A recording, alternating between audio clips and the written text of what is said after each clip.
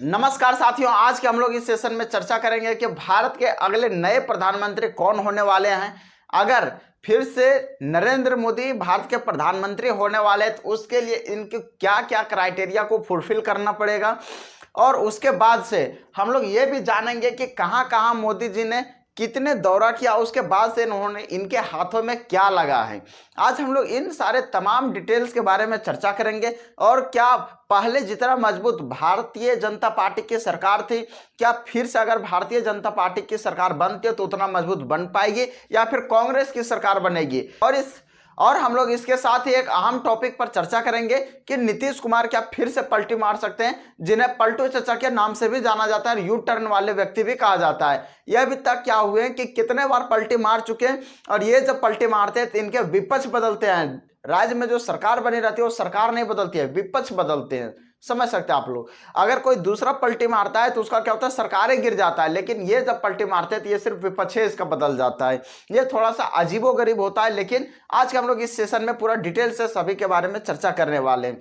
हम लोग सबसे पहले चर्चा करते हैं कि नरेंद्र मोदी ने अभी तक चुनाव प्रचार प्रसार में कुल कितने राज्यों में से दौरा किया और किन किन राज्यों में कितना जगह पे दौरा किया है। देखिए, सबसे ज्यादा यूपी में दौरा करने का सबसे मुख्य रीजन है क्योंकि यूपी में कुल 80 सीट है, और 80 सीट के लिए सबसे ज्यादा सीट यूपी में है, और यूपी में सबसे अधिक आबादी भी है। इसलिए मोदी जी क्या किया कि 29 बार लगभग वहां पे क्या किया कि दौरा कर दिए। ठीक है सर, यहां तक समझ में आ गया। 29 बार गए, ठीक है सर, यहां तक तो 29 बार चल गए, लेकिन 29 बार जाने के बाद इसको हाथ क्या लगा है ना। देखिए, 29 बार जाने के पश्चात इनको हाथ लगाए 36 सीट। कितना सीट लगाए?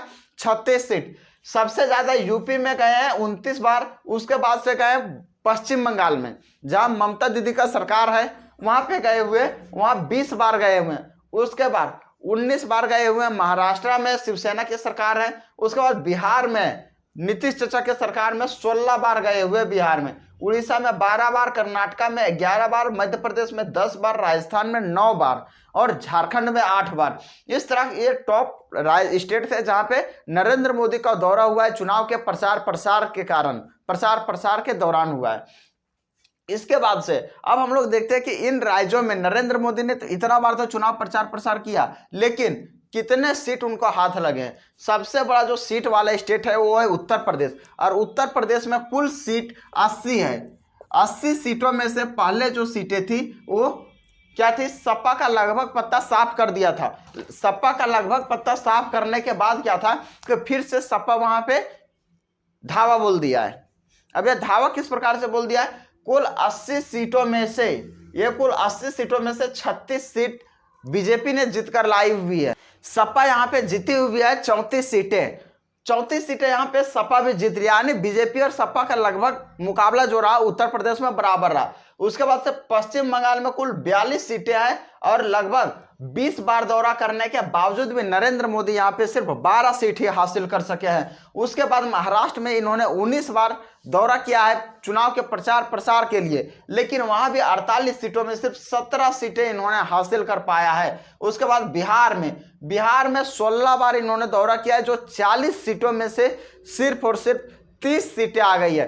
अब आप लोग बोलते होंगे सर आप सिर्फ और सिर्फ क्यों लगा रहे हैं, 30 सीटें तो सिर्फ बीजेपी के पास है ना, बाकी 10 ही सीट है जो दूसरे के पास है। हाँ, 10 ही सीट है जो दूसरे के पास है, लेकिन इससे पहले वाले यानी 2019 के चुनाव में 29 ऐसे सीट थे, 39 ऐसे सीट थे जो बीजेपी के पास थे। उसमें से 9 सीट और कट गए बीजेपी के हाथ से, और अब जाके 30 सीट बचा हुआ है। इसके बाद से क्या हुआ कि राजस्थान में 25 में से 14 सीटें आई है, और भी क्या है कि बहुत ऐसे कम ही आया है। इसके बाद से हर एक स्टेट में इसके बाद से इनको काफी कम मात्रा में सीट प्राप्त हुई है बीजेपी को।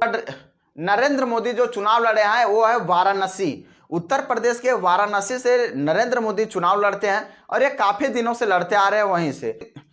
2019 में भी इन्होंने जो चुनाव लड़ा था वो वाराणसी से ही लड़ा था, लेकिन उस समय ये बहुत ही कमाल का जीत हासिल किए थे।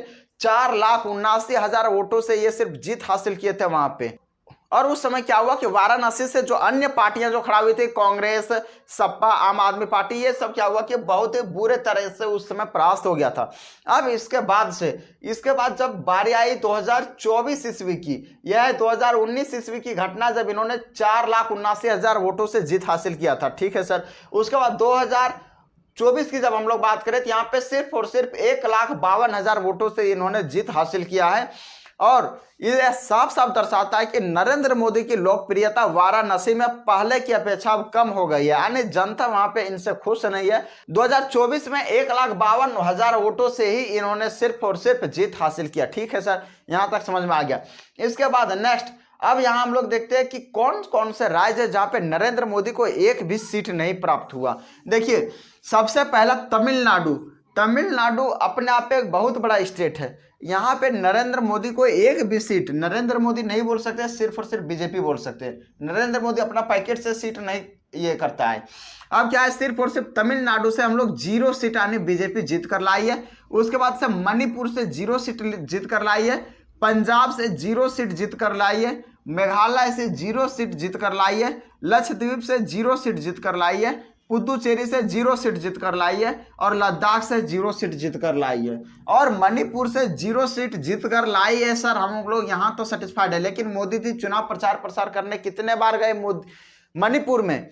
तो इसका भी आप लोग आंसर सुन लीजिए। मणिपुर में मोदी जी एक बार भी चुनाव प्रचार करने नहीं गए।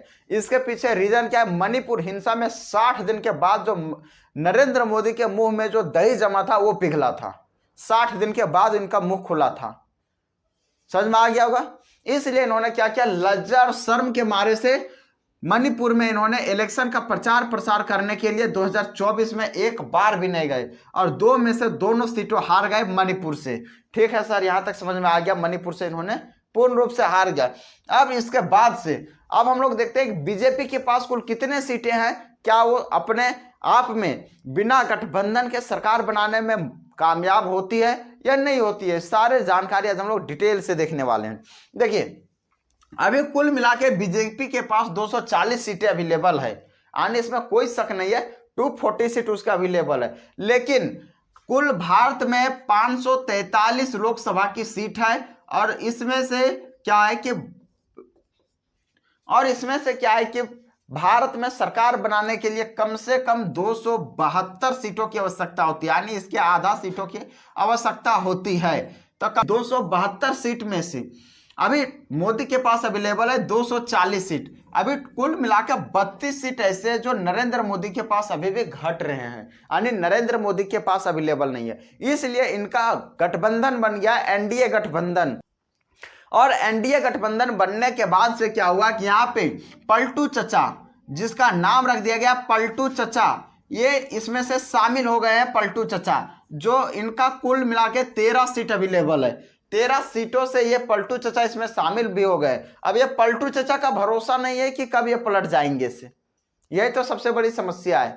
ठीक है सर।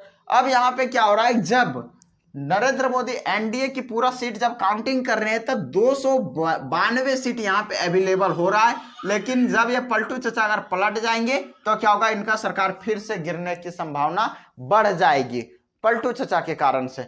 चलिए सर, यहां तक समझ में आ गया। अब इसके बाद से क्या है कि अब हम लोगों को जानना है क्या नरेंद्र मोदी तीसरी बार प्रधानमंत्री पद के लिए शपथ ग्रहण कर पाएंगे।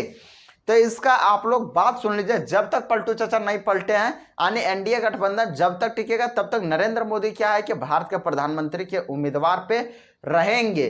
और उम्मीदवार सिर्फ नहीं रहेंगे, भारत के प्रधानमंत्री भी रहेंगे। लेकिन जिस दिन इस गठबंधन का क्या हुआ, ये खंडित हुआ, उस दिन क्या होगा कि यहीं पे सरकार धड़ाम से गिर जाएगी मुख्य बल से, और कांग्रेस अपनी सरकार बनाने में फिर से भारत में सफल हो जाएगी। इसके बाद से अब हम लोग जानते हैं कि क्या रीजन रहा कि नरेंद्र मोदी को, यानी साफ साफ बीजेपी को इतने अधिक देश में हारने के पीछे क्या रीजन रहा होगा। देखिए, बीजेपी को अभी देश में हारने के पीछे सबसे मुख्य रीजन रहा है बेरोजगारी का सवाल। दूसरा सबसे बड़ा मुद्दा रहा है पिछले 10 सालों से लगातार चलती आ रही। तीसरा रीजन रहा है कंपनियों को प्राइवेटाइजेशन करना, यानी कंपनी बहुत सारे ऐसे हैं जिसको प्राइवेटाइज कर देना। चौथा इनका रीजन रहा है अग्निवीर, एक बहुत बड़ा इसमें इफेक्ट डाला हुआ है, जो कि आजकल के युवाओं का जो भविष्य है वो 22-23 साल में रिटायर हो रहा है, ये भी एक अहम भूमिका निभाता है, अहम रोल अदा करता है। ये सारे रीजन मिलकर क्या हुआ, नरेंद्र मोदी को काफी अधिक क्षति पहुंचाया।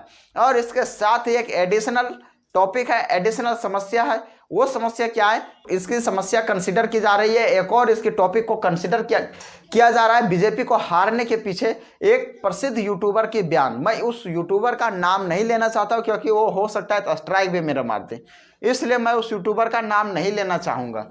चलिए खैर कोई बात नहीं, ठीक है, किसी भी तरह से हो। लेकिन यहाँ पे क्या हुआ सर, बीजेपी तो अपने बहुमत से सरकार नहीं बना पाई सर। अब उसका बता दीजिए सर, उसका क्या होगा। जो नारा लग रहा था 400 का पार, 400 का पार, जी हाँ 400 का पार, 400 का पार नारा लग रहा था, वो 300 का पार भी नहीं कर सका है। खैर कोई बात नहीं, यहाँ तक नरेंद्र मोदी तो ओवर कॉन्फिडेंट होने की वजह से क्या हुआ कि आज बीजेपी को बहुत बड़ा चूना लग गया है, यानी बीजेपी को घाटा लग गया है। अब सर हर जगह तो हार गया बीजेपी, वो तो चला, लेकिन अयोध्या में राम मंदिर की स्थापना इसी वर्ष हुई थी सर, वहां पे बीजेपी हार कैसे गई। वहां पे बीजेपी के हारने का मुख्य रीजन क्या है, वोटिंग सबसे ज्यादा कम मात्रा में होना, यानी वोटिंग वहां पे जो प्रॉपर मात्रा में होना था उन्होंने दिया नहीं। सबसे पहले बात को समझिए, यहाँ पे नरेंद्र मोदी के भक्त यानी बीजेपी के भक्त जो थे, उन्होंने समझ लिया कि इस बार तो 400 के पार होना ही होना है, इसमें कोई शक नहीं है, तो हम वोटिंग क्यों जाके करें, 399 हो जाएगा तो मेरा कोई थोड़ी घाटा है, वो हारी हो जाएगा तब। तो इन्होंने सोचा, ऐसा ही कुछ सोच लिया, जिसके बाद से क्या हुआ, अयोध्या में काफी सारे लोग, हिंदू लोग जिन्होंने क्या किया था, रामलला की प्रतिष्ठा से खुश थे, उन्होंने वोटिंग करने के लिए गया ही नहीं। और जो खुश नहीं थे, जिनको तकलीफ था मन में, उन लोग क्या हुआ कि वोटिंग करने के लिए एकदम पहुंच गए कांग्रेस को, सपा को, ये सब वोटिंग करने के लिए पहुंच गए सपा को, सभी को, मतलब कि अन्य पार्टियों को ये वोटिंग करने के लिए पहुंच गए। और वोटिंग करने के पश्चात से क्या हुआ कि नरेंद्र मोदी के जो वोटर्स थे वो इसी ख्वाब में डूबे रह गए, सोए रह गए कि हमारा तो 400 पार आ रहा है, और जो विपक्ष वाले थे वो इसी ख्वाब में डूबे रह गए कि हमको जाके वोट देना है, हम तो हार रहे हैं। लेकिन ये पासा उल्टा पड़ गया कि कांग्रेस और सपा वाले यहाँ पे जीत गए हैं, यानी सपा सीधा सीधे हम लोग बोल सकते हैं जीत गया है। और दूसरा जो बीजेपी है, इसका करारा हार मिला है यहाँ से, अयोध्या से। ठीक है सर, यहाँ पे समझ में आ गया। सर जो संविधान बदलने की जो बात की जा रही थी, अब उसका क्या होगा सर, तो उसका बता दीजिए। देखिए संविधान बदलने की जो बात की जा रही थी, तो इसका क्या होगा। तो मैं उन ज्ञानियों के लिए कह देना चाहता हूं जो बोलते हैं अभी नरेंद्र मोदी 400 पार लेकर आएंगे तो संविधान बदल देंगे, ये फलना बदल देंगे, ढिमका बदल देंगे, ऐसा कुछ नहीं होने वाला है। संविधान बदलने के लिए सबसे पहले 2/3 मंत्रियों की आवश्यकता पड़ने वाली है, जो एक अहम भूमिका अदा करता है कि कितने मंत्री इसमें सहमत हो पाते हैं। ये बहुत ज्यादा इंपॉर्टेंट रखती है, क्योंकि हम लोग जानते हैं कि ये कौन कौन से मंत्रियों की सहमति होनी आवश्यक है। राज्यसभा, लोकसभा, विधानसभा और राज्य के अनेक ऐसे मंत्रियां हैं जिसकी सहमति होना बहुत ही आवश्यक है, तभी क्या होता है कि संविधान में छेड़छाड़ किया जा सकता है। और इन छिछोरों को लगता है कि हम लोग संविधान में जाके यहाँ पे क्या है कि एक एप्लीकेशन लिखना है कि ये एप्लीकेशन गलत हो गया, दूसरा एप्लीकेशन लिख के जमा कर देना है, संविधान बदल जाएगा। ऐसा तो होने वाला है नहीं।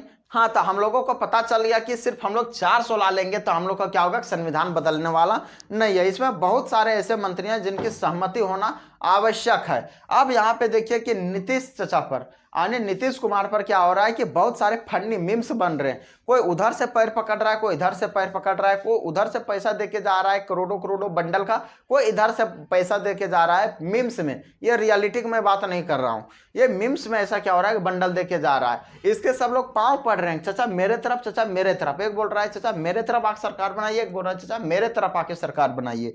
तो इस तरह से क्या हो रहा है कि काफी ज्यादा नीतीश चाचा पर मीम्स बनाकर वायरल किए जा रहे हैं, और इसे यू टर्न के नाम से ट्विटर पर ट्रेंड कर रहा है, और पलटू चाचा के नाम से भी ट्विटर पे ट्रेंड कर रहा है। खैर आप लोगों को ये कहां तक सहमति लगती है, अपनी राय कमेंट पे जरूर लिखना। और आप लोग इस बार किसकी सरकार चाहते हो, बीजेपी नरेंद्र मोदी की या फिर कांग्रेस से राहुल गांधी की, कमेंट में अपनी राय जरूर लिखना। मिलते हैं फिर नेक्स्ट वीडियो में, तब तक के लिए धन्यवाद।